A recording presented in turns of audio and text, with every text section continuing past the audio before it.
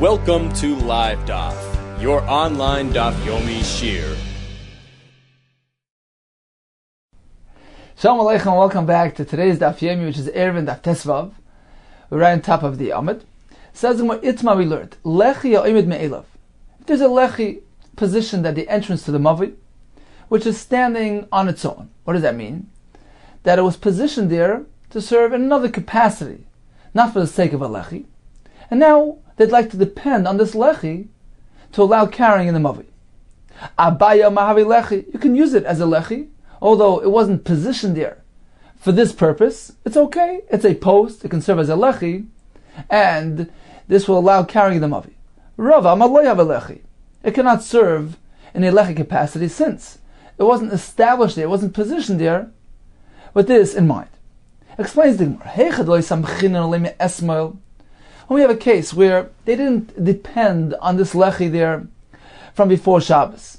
For instance, they had a Mavi which already featured another Lechi.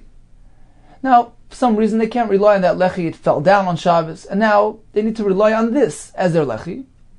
So since at the onset of Shabbos, this was not functioning in a Lechi capacity, says Zimmer Kuli Almale Pligid Lechi. All agree, this cannot function as a Lechi, because it can't turn into a Lechi during Shabbos. Its status needs to be established before Shabbos, and since at the commencement of Shabbos they were using a different Lechi, so they actually negated this post from Lechi use.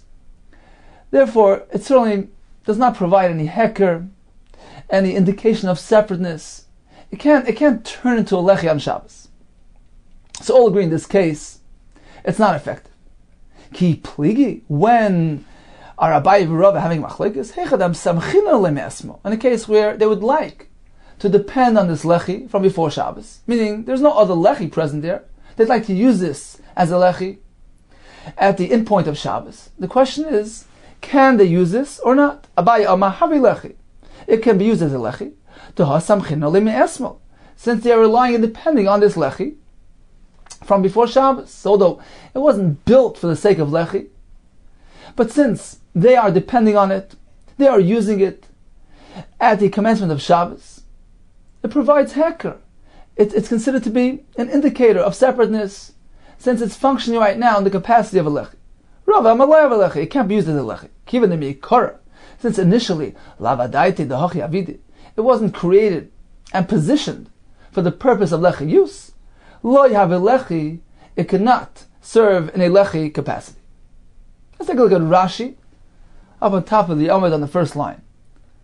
Ha'imid me'elav, explains Rashi, Shloi hukba shom l'shem tikkun mavi. It was not positioned in its place in order to adapt to enable the Mavi for carrying. Lo izminu l'kach. It wasn't designated for this purpose.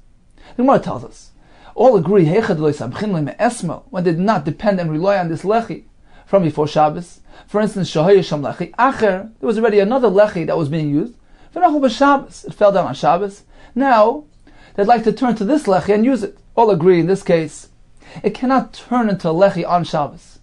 Because generally speaking, the halachos of Shabbos are determined and established at the onset of Shabbos, at the beginning of Shabbos. So since this wasn't serving in a Lechi capacity at the onset of Shabbos, it cannot turn into Lechi on Shabbos. All agree. The question is, when they would like to use this for the entire Shabbos, Abaye says, sure, no problem. Rava says, since it wasn't built and established for this purpose, it doesn't provide indication of Lechi. It doesn't have that separateness to it. It won't function in the capacity of a Lechi unless it's been established for this purpose. Now the Gemara is going to proceed and tell us that we figure that this concept will apply to any mechitza, meaning that according to Rava, unless a mechitza was established for the sake of mechitza, to contain, to enclose, it will not be effective, will not have a din of mechitza. Let's see the Gemara.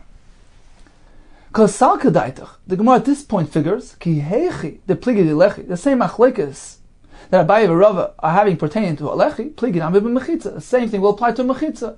That if the mechitza is prepositioned for another purpose, or let's say it's a natural phenomenon, you have a boulder that is creating a partition. So it's something which wasn't established for the sake of a mechitza. It's just a natural phenomenon. According to Rava, it cannot have a din of mechitza. Mechitza also depends on intent, on planning, on purpose. If you establish a mechitza for the sake of enclosing an area to designate for personal use, etc., then it works. But it's just a freestanding mechitza without this in mind. According to Rava, it won't work. According to Abaye, it will work. So again, let's bring a raya to this machlekes. We learned that if one builds his sukkah between trees, and the trees themselves are functioning as walls for the sukkah, you can use the sukkah.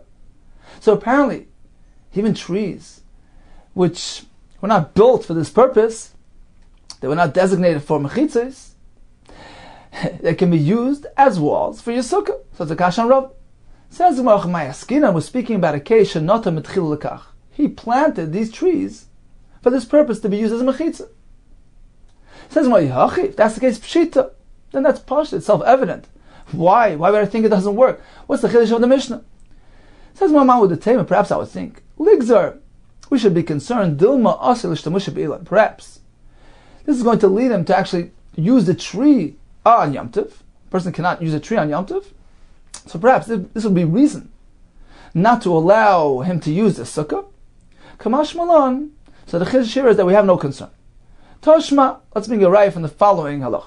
Hayasham ilan oigader. If there was a tree or a fence over there, it's referring to the pasei birois, which we're going to learn about as Hashem, the second parak. There's a well in Rishus Harabim, and the Chachamim were concerned, wanted to make sure that the oilei regal, the Yidden that come to Yerushalayim, will have enough water supply to feed their animals. So therefore they allowed one to construct pasei birois, boards, posts, around the Bur B'Shus Harabim, as we see in the diagram on the right side in Rashi here. So we have the Bur in the middle, which is surrounded on four sides with these L-shaped posts, which create an enclosure. And the area contained within these posts is considered Rishus HaYachid, which allows drawing water from the Bur, which is Rishus HaYachid, to the area outside the Bur, which now constitutes Rishus HaYachid. So these four posts are called diyumdin. Diyu means two, umdin means posts. So you meant to construct these posts around the bar. Says the Brisa, Hayisham ilan agader. If there was already a tree or a fence around the bar, or chitza sakonim, or a mechitza of reeds, nidain misham diyumad. It can be dealt with like a diyumad, meaning you don't need to actually construct it yourself. You can use these pre-existing landmarks. So we see that these things, even though they're natural phenomena, ilan or chitza sakonim, or let's say the gader that was not built for the sake of mechitza, can be used as a mechitza. That's kashan Rava. That's marchanami, my skin here too. We're speaking a case asam tchil lekach, that he established these things for the sake of mechitza. If that's the case, my kamashman, what's the chiddush here? Kamashmalan, the Bryce is teaching us, chitza sakonim. This was on the list there. Chitza sakonim is kone pachas mishloshet tfachim. Is describing a partition of reeds, in which case you positioned a kana alongside a kana, both upright, situated within 3 tfachim of each other, which is less than lavud. As Abai asked of Rava later in the second parak, whether this type of mechitza can work for the diyamdim, and apparently Bryce is teaching us yes. This is what the Bryce means with chitza sakonim, a partition made with this type of setup of these kanim.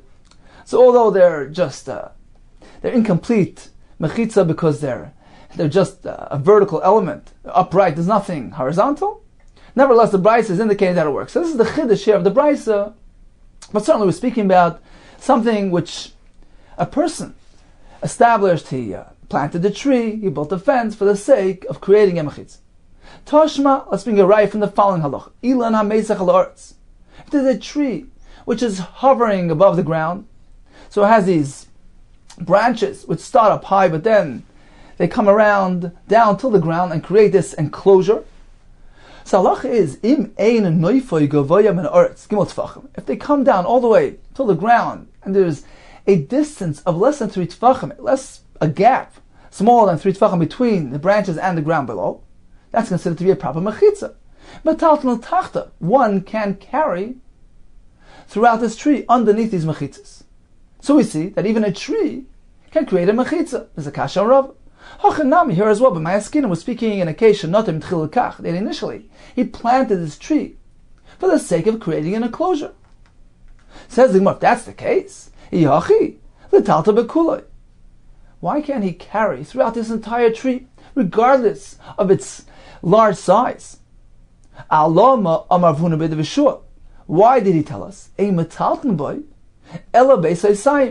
One can only carry under this tree if it is a small-sized area, up until the shear of base, sa'asayim. So an area where you can plant 2 sa'ah of seeds. So this is generally a shear applied to an area which isn't properly enclosed, meaning it's an area enclosed for a non-residential purpose. As we're going to see in Rashi, this is learned from the shear of the Chatzar Mishkan, the courtyard around the Mishkan, which was a non-residential enclosure. So anytime you have a non-residential enclosure, we don't allow carrying throughout it if it is a large area which resembles a carmelis, which is an unfenced area, like a field, like a forest. So in any case, we see that this concept is applied to this tree, because Rav Huna tells us that only if it's a small-sized area, a beis hasayim, which is considered to be appears like something for personal use, it's a small area, then it's okay, even though it was not enclosed for residential purposes. But if it's large, the beis hasayim, it appears like an open, unfenced area, like a carmelis. So why does this apply to the tree? If the tree was planted for this purpose, he wanted to create an enclosure, that's called hukaf ladira. It's enclosed for residential purposes. If it's a freestanding tree, just a naturally growing tree, then certainly we understand that it's not really enclosed for residential purposes, and we have the sheer beis hasayim. But if you tell me that he personally planted it to create a mechitza, then regardless of its size, he should be allowed to carry within it. Says the Gemara, even though he planted it, it's still deficient. Mishum davedira shetashmish al-aver. This residency inside this tree is not for its own sake. Why is he living there? He's living there simply to watch his field. Shetashmish al-aver. It's serving the aver, the open space outside the tree. He's sitting there simply to watch his field. Whenever we have a residency that's intended for serving an open area like a field, that's not considered to be a residential area, a metalton ba'ela beis hasayim. So we can't be metalton in this enclosed area unless it has a shear of 2 sa or less. But if it's a large area, then it's considered to be loy hukaf ladira, a non-residential enclosure which does not allow carrying within it. Let's take a look at Rashi inside, 17 lines from the top. A metalton boy. So Funabed of Shiur tells us that if this enclosure, this under this tree, is too large, you cannot carry within it. If it encompasses an area which is greater than 2 sa, kechatzar mishkan, which is equal to the courtyard around the mishkan. V'shir zeh nasnu chachamim. This formula, this shear, this area, the chachamim applied the chol hekif. Any enclosure, hamasukan, which is enclosed, but ve'enim masukan called tzarchay, not properly enclosed. Kigoyin, for instance. The mechitza she'ein ba shesi be'erev v'hipirka, I'm going to learn later. A mechitza does not contain both elements of vertical and horizontal, so it's a temporary mechitza. It doesn't appear like a residentially constructed mechitza. That's one example of an improper enclosure, or we have a proper mechitza, but it was not for the sake of residing within it. That's later on. So these two examples are situations where we have a non-residential contained area. Chacham applied this shear to these type of examples. So if it's an area of 2 sa or less, that's small enough to be considered designated for personal use, does not resemble an open, unfenced area like a carmelis, and can be used. But if it's larger than that, it cannot. V'achanami here as well. Explains Rashi, if this tree is freestanding, was not planted by this person, we understand, we have the limit of 2 sa. Why? Since it wasn't created for the purpose of residing within it, Shiur, the Chacham applied the Shiur because it's considered to be a non-residential enclosure. But if he personally planted to create this enclosure, it's a residential enclosure. Why is he limited? Says the Gemara, even in this case, it's considered to be an inferior enclosure. Certainly he planted it for this purpose. He enclosed it to reside in it. This residency inside, it's not intended for its own sake. It's intended to serve the open space outside this tree. So that the watchmen of the field should reside in this place. And this tree is asuya, intended to protect from the sun, so that the shomrim could sit there comfortably to watch the fields. And therefore we have the limit of 2 sa. If we have an open space, an unroofed area, which is being used as a residential area, these examples, like a courtyard, even if it's a huge area, mutter, you can carry within it because, even though it's unroofed, but it's made to reside in it. It's a residential enclosure. But conversely, whenever we have it, even a covered area, but its intended purpose is to serve an open area, it's like these guard booths that are constructed in the fields. In this case, it does not have a status of a residential area because it's serving a non-residential area. If it is a size of 2 sa, you can carry within it. But larger than that, you cannot. It's not considered to be a proper residence. He's living there against his will, meaning he has no interest in really living under the tree. He's simply living there to serve the purpose of the field. So that answers our question. So although he actually planted the tree, he created this enclosure, but it was for the service of the field, and therefore it's considered to be a non-residential enclosure, which is limited to 2 sa. Continues the Gemara on the first wide line. Toshma. Let's bring a raya from the following halacha, getting back to our question, whether a mechitza, which was not constructed for the sake of mechitza, does it have a din of mechitza? According to Abaye, yeah. According to Rava, no. Toshma, let's bring the following raya. Shavas betel. If a person began his Shabbos up on a mound, Shur Gavay Asara, which is 10 tefachim off the ground, and therefore is considered as though it's surrounded with mechitzes. Now, how large? What was the surface area of this elevated mound? V'hu ma'arba ames. It's anywhere from 4 ames, meaning 4 by 4 ames, vad beis asayim, up until an area of 2 sa, because again, this is a non-residential enclosure. So up until 2 sa, the mechitzes here are considered to be effective. So he has this area which is between 4 ames and 2 sa. V'chein, or in a case of beneka, he began his Shabbos sitting in this pit, shu'am kasar, which is 10 tefachim deep, which is considered to be enclosed by mechitzes. And what is the size of this area? V'umar ba'ames is anywhere from 4 ames vad beis asayim until 2 sa. Or a third example, the kama ktsura, or he's sitting in a clearing, middle of a wheat field, for instance. So the kama, these are the stalks, ktsura, which are cut. We have a clearing, and there are stalks, standing stalks, which are surrounding this clearing, which present a mechitza around it. So this fellow, he began his Shabbos in this area. So this area, since it's a self-contained area surrounded by mechitzas, are considered to be his personal space. We know that a person may walk 2,000 ames beyond his home, beyond his enclosed area in which he had resided at the onset of Shabbos. This entire area is considered to be his personal space, and is not reckoned in the number of 2,000 ames. He can walk through this whole area, and beyond that, 2,000 ames. Malachas Kula can walk through the entire area, the Chutzala, and beyond it, Alpayim Amma, an additional 2,000 ames. So what do we see? That even these areas, which are surrounded with, it's a pit in the ground, it's stalks, it's not something which a person constructed for the sake of mechitza. Nevertheless, it constitutes a mechitza. Perhaps we'll say Yochanam here as well, that initially he went ahead and constructed these mechitzas for this purpose, to create an enclosure. B'shleima kama l'chayim. Certainly this can explain the halacha of the kama, the stalks. L'chayim, it works well. So he planted it in order to create a mechitza. Elo, tail of a neka. What about the mound and the pit? Ma'ikal and what do you say over there? These are naturally occurring phenomena. It wasn't constructed by a person. Says more, you're right.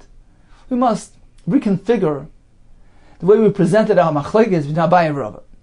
Ella, rather, b'mechitzos, when it comes to partitions, kulam lepligi, all agree that havya mechitza, even a mechitza which was not erected for the sake of mechitza, it still works. It's a mechitza. Even Rava agrees. Ki pligi b'lechi. The machlekes only applies to a lechi. Abaye follows his reasoning. The Amar lechem shemechitza, because he maintains that a lechi is based on the concept of mechitza. Because this lechi, the side post, is an initiation of a wall, and it works based on the concept and the principle of a mechitza. Therefore, says Abaye, even if this mechitza was not positioned there for the sake of lechi, it works. Or mechitza asur me'oleh, have a mechitza, just as we just learned.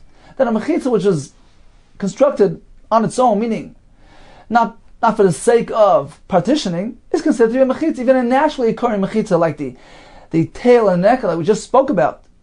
It works. Therefore, says Abaye, a lechi is no different. The Rava, who says no, it needs to be positioned for the sake of lechi, what does he hold? Rava l'tameh. He is compatible with his approach to lechi. The Amar lechi mishum heker. Lechi is effective and works based on the principle of heker. It's an indicator of separateness, the mavi from Shisarab. Therefore, says Rava, if you position it there for the sake of lechi, that calls out to all, that draws attention. Look, this is meant to serve as an indicator and separate the mavi from Shisarab. Then indeed we regard it as heker. But if it wasn't positioned there for this purpose, loy have a heker, does not provide heker. Says more tashma, let's bring a raya to this machlekes regarding lechi. The Brisa says, Avnei Goder. We have stones coming out of a fence. Hayoitis min hagoder. They're protruding from a fence. So they're protruding into the entranceway. Muvdolos zumizu. Now, they're separate one from the other, meaning you have a stone coming in from the top, one in the middle, one in the bottom. So can they serve as a lechi? Pochos mishloisha, if the distance between the stones is less than 3, which is lavud, we regard them as one continuous object. Ein tzarech lechi acher. There's no need to bring another lechi. They themselves will serve as a lechi. Shloisha, but there's a gap of 3 between the stones. You can't connect the stones together. Therefore, they cannot serve as a lechi. Tzarech lechi acher. You need to bring another lechi. So you see clearly that even for the sake of a lechi, you can use pre-existing phenomena, even stones that are just protruding out of a wall, which weren't positioned there for the sake of lechi. It's a kasha and Rava. Says Marachanam here as well. We're speaking about Shebana Metchil Kach. He built these stones in the wall to serve as a lechi. If that's the case, pshita, then of course, what's the Brisa coming to teach us? Perhaps I should say, that his primary intent was to allow for an extension of his building. So he had some stones stick out so that he could build an extension to the wall when he chooses to do so, to attach them to these protruding stones, which are helpful to connect the extension. So perhaps he also had a lechi in mind, but the primary intent was for construction purposes, thereby invalidating the lechi status. Kamashma, the Brisa teaches us, no, even so, it has a din of a lechi. Toshma, let's bring a raya from the following Brisa. Toner B'chir. Kaisel, we have a wall. Shetzidai echad kanes mechaber. One of its sides is inverted. It narrows. So we have one narrow portion of the wall and one wide portion. Now, where the wall narrows, it is created a protrusion because the wide portion sticks out and can serve as a lech. Now, there are 2 ways that this could happen. It can either be seen in the mavi or outside the mavi. We're speaking about a mavi wall here, which is inverted. So it can be seen only inside. For instance, if the inverted portion of the wall would be the interior surface of the mavi wall, meaning the one facing the interior space of the mavi, and it's to the back of the mavi. That's where it's narrow. And as you proceed towards the front, it actually widens and creates that protrusion. So that's visible from the inside of the mavi. You see the narrow wall widening in front of you. But a person that's standing outside in bachutz, he won't notice that, because to him, it looks just like a wide wall, and no more. That's one example. That is nira mifnim, but not from the outside. We can have a reverse example. Let's say the wall is inverted from its outside, meaning the surface facing the outside of the mavi it narrows and creates a protrusion. So that's not visible inside the mavi, where the surface of the wall is just straight and flush throughout. But it is visible from the outside. That's nirim bachutz. Says Reb Chia, in either case, it can serve as a lechi. Bein shenirim bachutz, whether the lechi is visible on the outside of the mavi, v'shavim mifnim, on the inside it's not. U bein shenirim mifnim, whether it's visible on the inside, v'shavim machutz, and even from the outside, nida mishum lechi, it can be used as a lechi. So apparently, this is just a quirk in construction. It wasn't intended for the sake of lechi. Nevertheless, it works. That's a kashan rab. Hachanami here as well says the Gemara she'asam tchil lekach. Initially, he designed his wall to create a lechi. If that's the case, my kamashmon. What's the chiddush here? Hakamashmon. He's teaching us nirim bachutz. When something is only visible on the outside, v'shavim mifnim, and not on the inside, nida mishum lechi, it can serve as a lechi. Tashma. Let's bring a raya from the following story with Rav. The Rav hava yosef b'ahumava. Rav was sitting Vahu mavua in that in certain mavi, which had a lechi positioned at the entrance point. Haviyasir Rav Huna kamei. Rav Huna was sitting in front of Rav.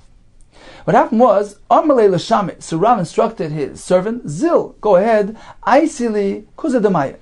Please bring me a pitcher of water. Ada asa. By the time the fellow came back, nafal l'chaya. So the lechi fell down. Achvile biyoti. So Rav gestured to him with his hand that he should stop carrying. Kama duchte.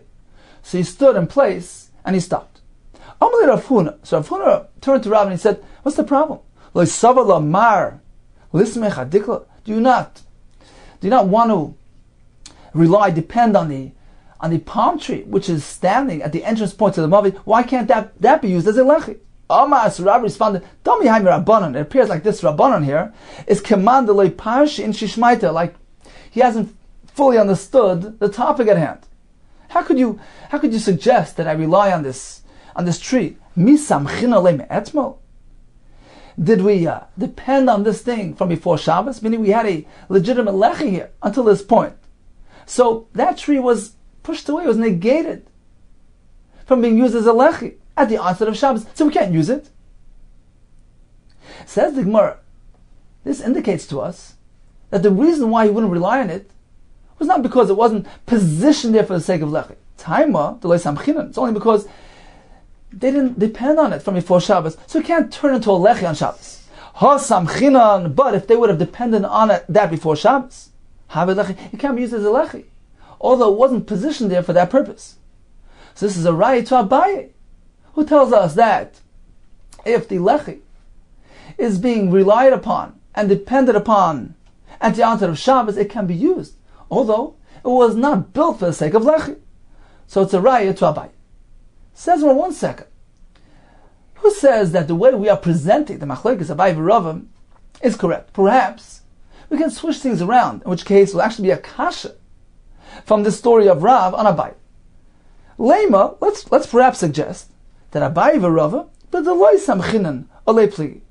The machlekes between them only pertains to a situation where they did not depend on this lechi from before Shabbos. There was another lechi present, they didn't need it. And now during Shabbos they decided to depend on it. In that case, Abaye says, it's still good.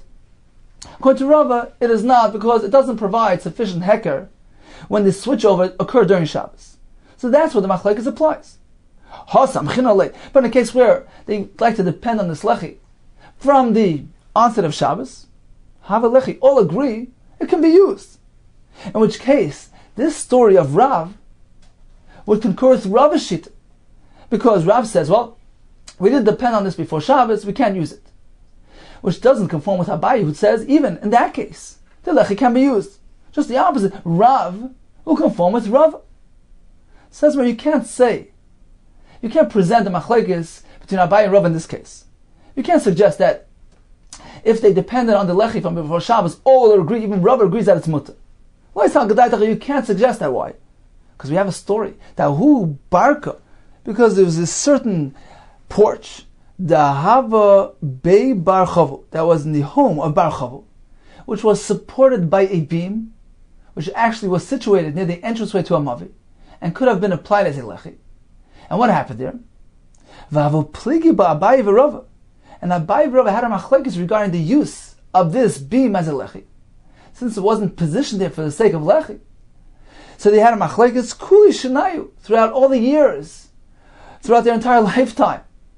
So apparently, although one wished to depend on this beam at the onset of Shabbos and apply it as a lechi, Rava maintained it could not be applied as a lechi, since it wasn't positioned there for this purpose.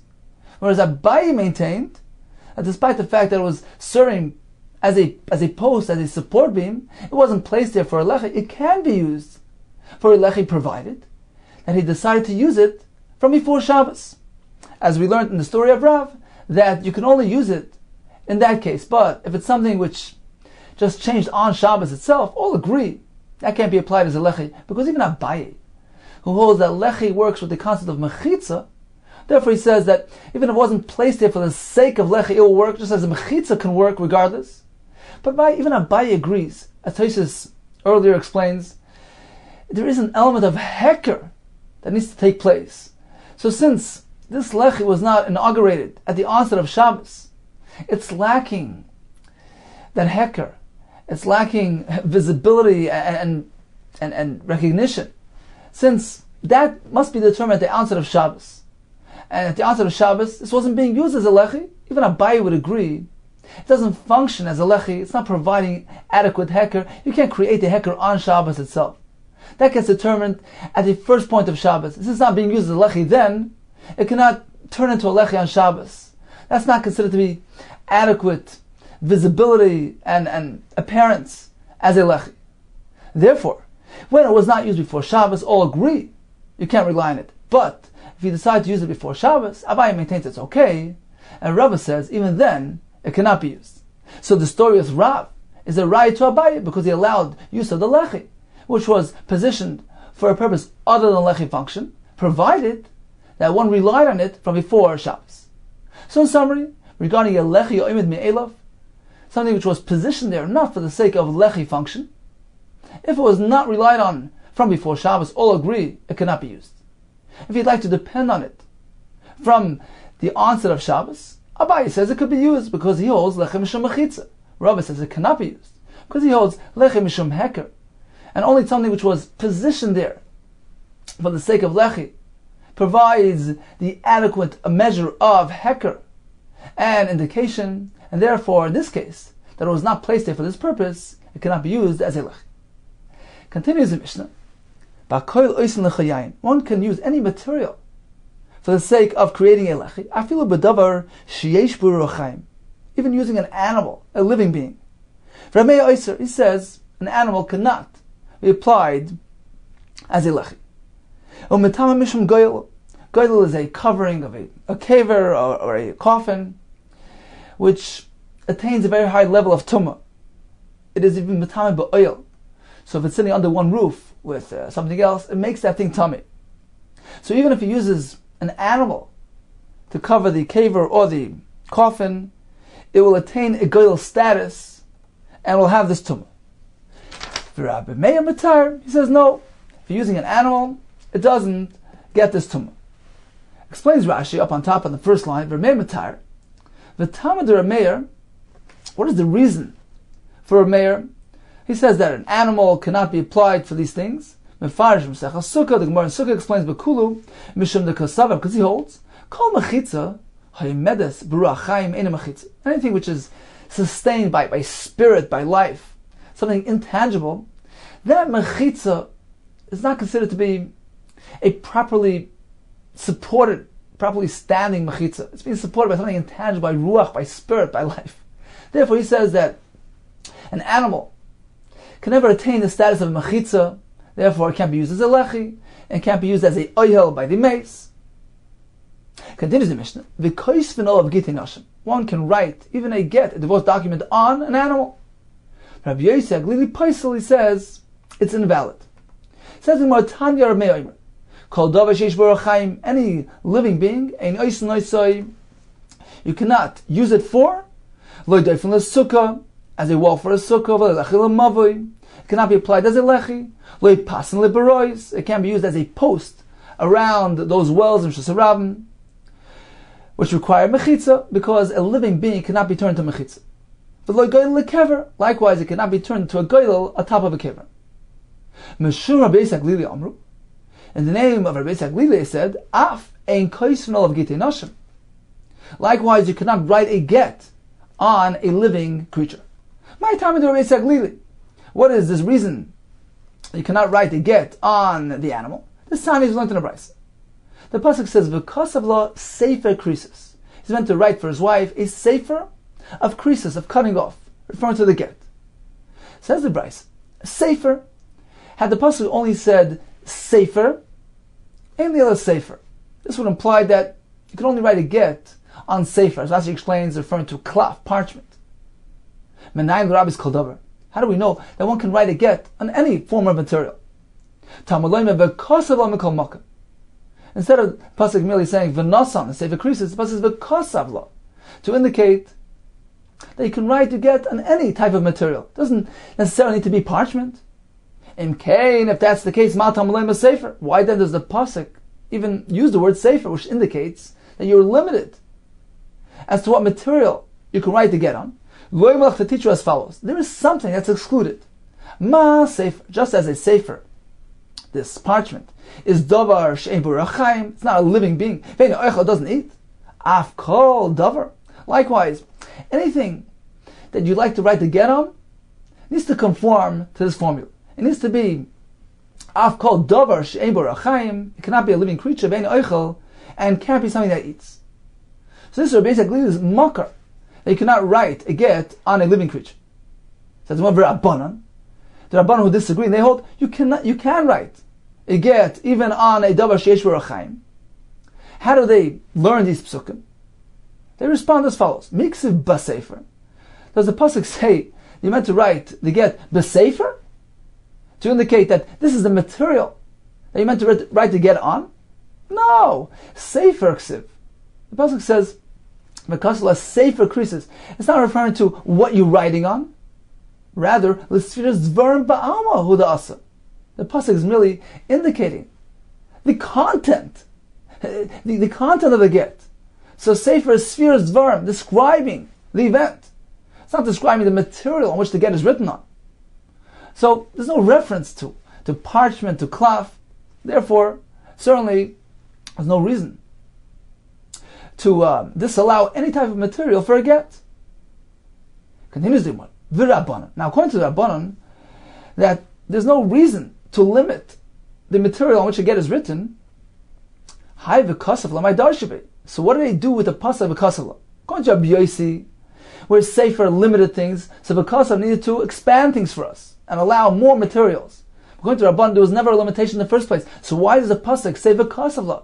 Which seems to imply that we're coming to include more things. Says in Mahomeh Baile, they require that pasuk to teach us an entirely different halacha.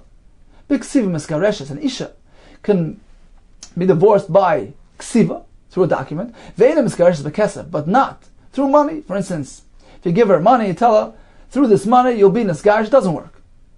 So that's what the v'kasav is coming to teach us. Only through the written word does the gerushin take place. Perhaps I would say, since we find that the pasuk connects leaving the husband, acquiring the wife. The pasuk says, "V'yatsa v'hoysel ishachar." She'll go out of this husband, leave this husband, and v'hoysel ishachar, and be acquired by another husband. So these two concepts, leaving the husband and entering the husband's domain, are connected one with the other. Perhaps halachically, I should connect it to mahavai b'kesef, just as the acquisition of a woman, the kedushin, is done through kesef. Af yitzir b'kesef, perhaps even leaving the husband as well, can be done through money. Kamash malon, the pasuk has to say v'kasav la, you cannot use money for this purpose. Says the Gemara, Rabbi Yisrael Glili, who already used V'kasala for his sake, how does he know this halacha? It's unavailable for this point. Hai Svar Manali, how does he know this halacha? Nafkali, he learns it from a different pasuk, from a different nuance in this pasuk. Sefer Krisis, the fact that the Torah joins together Sefer with Krisis, puts the two words right next to each other, this teaches us that's the only way to Megarish Isha. Sefer Kursa, only the Sefer can cut her off from her husband. Ve'edavacha Kursa, but another thing does not have the power to do that, you cannot use money. Says the Gemara, V'Rabbanan. Now let's ask, what did the Rabbanan do with this pasuk? Hai Sefer Krisis, what do they use this pasuk for? Hai Sefer Krisis, mi boile. They need to use this for the following halacha. The davar hakir is b'nai l'beina, come to teach us that the gerushin needs to take place in a manner where she's completely cut off from the husband without any long-term commitments. So sefer krisus, karis means to cut off, is indicating there needs to be a clean cut. Look at the Sanya as we went in the Bryce. Harei a gitech. If a person tells his wife, here's your get, al manas, on condition, it's only going to be effective on condition shleitish the yain. You won't drink wine. Al manas shleitelchi lebeis avich. You won't go visit your father's home. Lo forever. Eza krisis. That's not considered to be cut off because she's connected to him. She's committed to him. She's obligated to him for the rest of her life. But if it's a short-term stipulation, kol shleishim yain, don't drink wine for the next 30 days. It's only a temporary condition. Harei krisis is considered to be krisis. She's cut off from him, as Rashi points out. The get becomes activated immediately because all of the next 30 days she's limited. She can't drink wine. But since it's only a temporary phenomena, that doesn't negate the concept of krisis, and therefore the get works. So according to Rabbanon, Sefer Krisis comes to teach us this halacha. For Rabbi Yisrael, how does he know this halacha? Because he'd already used Sefer Krisis for another purpose. It's unavailable for this halacha. Nafkale, his source for this halacha is from the following: Mikaris Krisus. The fact that the pasuk, instead of saying Sefer Karis, lengthens that word, adds a vav and saf, Krisus. That seems to indicate it needs to be a cutoff. V'Rabbanan Karis Krisus leidash. Don't expound on the extra letters. They consider this to be a normative way of speaking, and therefore it's unavailable for this purpose. So in summary, we learned that, according to our mayor, any living creature cannot be used for a mechitza. Now regarding writing a get, according to Rabban, you can write it on a balchai, according to Rebbe, you cannot. The Gemara explained for us how each one uses the pasuk. The pasuk says, because of sefer krisis. According to Rabbanan, because of teaches you cannot be megarish using money. Sefer is merely referring to spheres dvar, the content of the get. Sefer krisis teaches us it needs to be davar akuris, a complete cutoff without any long-term commitments, without any commitment that stretches through entire life. According to Eruvin Glili, the Kasala teaches you can write on any material. Sefer comes to limit it. It can't be something which is ruach chaim, an animal. Sefer krisis tells you cannot be megarish using money, and krisus comes to tell you it needs to be a cutoff without any lifetime commitment. Continues the Mishnah. Shiur shechansu bebika.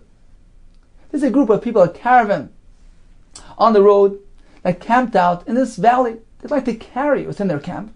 They surrounded their camp with animal accessories to create a mechitza. Metalton b'soicha, they can carry throughout this enclosure, ubelvat, provided this fence is 10 tefachim high, which is a share of mechitza. That's number one. Number two, the unenclosed portion, the unbuilt portion, should not total in the area which is greater than the built portion. So if you measure the circumference of this enclosure, the solid built portion cannot be negated and surpassed by the gaps all along the mechitza. Number three, kol pirza sheikeh amis muteris. If you have a breach which is up until 10 amis, it's muter. Sheikeh pesach. It's regarded like an entranceway. Yasser mekan. If it's larger than 10, aser. It makes the entire enclosure aser because it's a pirza, point of a mechitza. It's to serve as a partition to enclose an area. If you have a large gap in this enclosure, it's greater than 10 amis, which is no longer a pesach, then mechitza is dysfunctional. So the entire enclosure has become invalidated. Continues the Gemara. Itmar poretz koimet. What if the sum total of the pirzas, of the gaps in the mechitzos equal the amount of built wall. So they're 50-50. Rav Papa Mamutar, you can carry within it, as long as the oimid has not been negated by a majority of pirzas, it's okay. Rav Huna with the Vishu Amar, Asur, he holds, it needs to be mostly built. Rav Papa Mamutar, even if it's half and half. This is how Hashem taught Moshe Rabbeinu regarding the dina of mechitzas. Make sure that the area isn't, the mechitza isn't mostly breached, but if it's only half and half, it's okay. Rav Huna, Vedav Shua Amar, Asr, you can't carry within this enclosure. This is what Hashem taught Moshe. Make sure to enclose most of the enclosure. So if it's not mostly built, it's not considered a mechitza. So now, let's take a look at our Mishnah. Must make sure the gaps don't total an area greater than the built portion. Apparently, if they're the same exact amount, the pirzah and the binyan equal the same amount, it's mutter to carry within. This is a kasha on Rav Huna. Says don't say haka binyan mutter. If they're the same amount, it's mutter. Elema rather say as follows: Im binyan yasal pirzah mutter. If there's more built and unbuilt, it's mutter. Aval kebinyan my asur. But you're going to say if it's 50-50, my what is halacha? It's asur. Yeah, if that's the case, listen, lo yu pirzas kebinyan. Instead of the Mishnah saying that you must make sure that the pirzas are not greater than the binyan, the Mishnah should have said that the pirzas should not equal the binyan, because that also poses a concern and negates the mechitza, according to Rav Huna the Vishua. So why does the Mishnah say, well, make sure the pirzas don't surpass the binyan, indicating that if it's half and half, it's okay? Kasha. Indeed, it's an unresolved difficulty on Rav Huna the Vishua from the Mishnah. Tashma, let's bring a raya from the following halach. If one covers over his sukkah, b'shvudin, using rods, or baruch samita, parts from a bed which are unsuitable to be used for schach. So halach is as follows: Im yesh revach beineim, if the space in between these rods is kemoisan, equals the size of the rods. So you have one rod, another rod, and between them you have a gap in which a rod could fit into. So all in all, it's really 50-50. You have the rods, and in between them you're going to place kasher schach. Kshera, and the sukkah is kasher. Apparently, even 50-50 is okay. The Gemara is comparing the covering of schach to your din mechitza. This is a kasha, Rav Huna Rishua. Says Marachim Ma'askinan, we're speaking about a case where there's more schach kasher than possible. That you left a gap between the rods to allow a rod in, but loosely, it goes in and out loosely, in which case the space is actually larger than just a rod.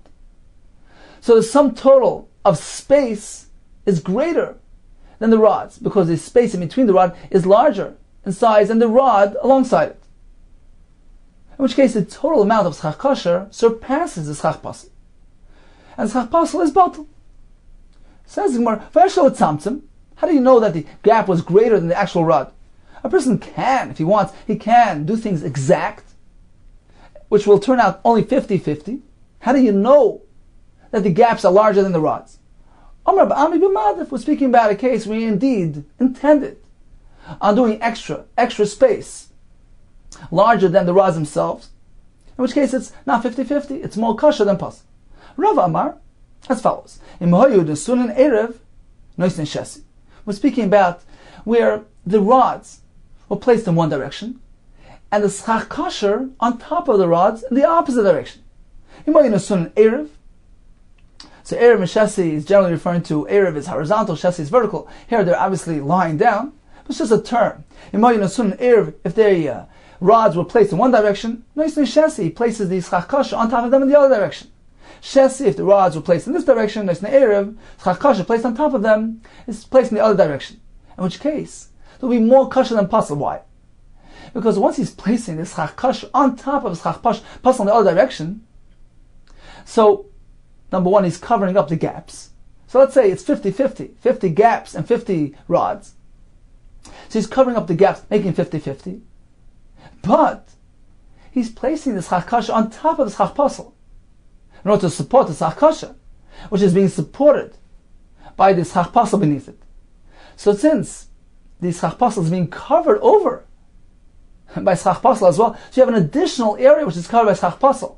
Not only the gaps are being covered exclusively by schach pasel, but even at least some of the schach pasel is being covered by schach kasher, which is supporting itself on schach pasel. Because it needs to be supported since it's lying in the other direction. In which case you have more schach kasher than pasel, and schach pasel is batal b'roiv. Continues the Gemara, Tashma, let's bring a raya from the following brayso. Shiur shechansu b'bika, a caravan which camped out in the valley. Vikifor, and they surrounded the area b'gmalin, with camels, b'ukvois, with saddles, ba'avitin, these pillows from underneath the saddles, b'shlifen, with loads, b'kanem, with reeds, b'kolchais, with stalks of vegetables, metalton maseicha, one may carry within this enclosure. Ubavat, provided shelo yehi ben gamel gamel, the space between the camel and the other one is kimloi gamel, should not be the size of a gamel. Ubein ukaf le'ukaf, you can't leave space between one saddle and the other, kimloi ukaf, the width of an ukaf. Ubein avet le'avet, you cannot leave space between one avet and the other, kimloi avet, the size of an avet, because that's going to leave it 50-50. So apparently that poses a concern. And the Kasha of Papa tells us that if the built and the unbuilt are evenly split, it's considered to be a proper mechitza. Says the Gemara, Hachanami, here as well, we're speaking about Kishenichas v'yotze, that the gap in between is actually greater in size than the item alongside it. So if we have two saddles, and we have a gap in between those saddles which equal the space of a saddle, we're not speaking about exactly the size of a saddle, but enough space that you can bring the saddle in and out of that gap with room to spare. You can bring it in and out easily. So apparently this gap is actually a bit larger in size than the saddle alongside it, which results in the gaps, the total gap area, being greater in size, larger in number than the built portion. So it's not 50-50, but it's paret, which is merubal oimid, which according to all shittas is not considered to be a mechitza. So in summary, we spoke about dinim mechitza. It needs to be 10 tefachim high. The breach in the wall, if it's up until 10 amos, is considered to be a pesach. When the breaches total an area greater than the oimid, all agree that mechitza has been nullified. What if the paret equals the oimid? According to Rav Papa, it's mutter. According to Rav Huna and Yeshua, that nullifies the enclosure. Okay, time for a brief chazor of today's daf. We began with the machlekes between Abaye and Rava concerning a lechi oimid me'elav. So we have this lechi which was not positioned there in order to function as a lechi, but prepositioned for other purposes. Now, if it did not depend on this lechi at the onset of Shabbos, all agree it could not be used as a lechi on Shabbos because it doesn't provide heker. It's not indicating anything because it was negated at the start of Shabbos, and therefore it doesn't provide enough heker and an indication of separateness between Yom and Shusarab. What if he was samech on Shabbos? He relied on this thing from before Shabbos. Going to buy its kosher, despite the fact it wasn't positioned there for the sake of the lechi, because lechi mishum mechitza. Just as a mechitza would work in this case, a lechi as well. According to Rava, lechi needs to work with the concept of heker, and since it wasn't positioned there for the sake of a lechi, it doesn't call enough attention to itself. It doesn't provide enough heker and can't be used. We learned that according to a mayor, an animal cannot be used as a mechitza. And we learned regarding a get, according to the Rabbanon, you can write a get on even an animal. According to Reisi, you cannot. We proceed with the halachas of mechitza. It needs to be 10 tefachim high. The pirza in a wall can be up until 10 ames and still be regarded as a pesach. If the breached portion of an enclosure is greater than the oimid, it's puzzle. If they're equal, we have a machlek.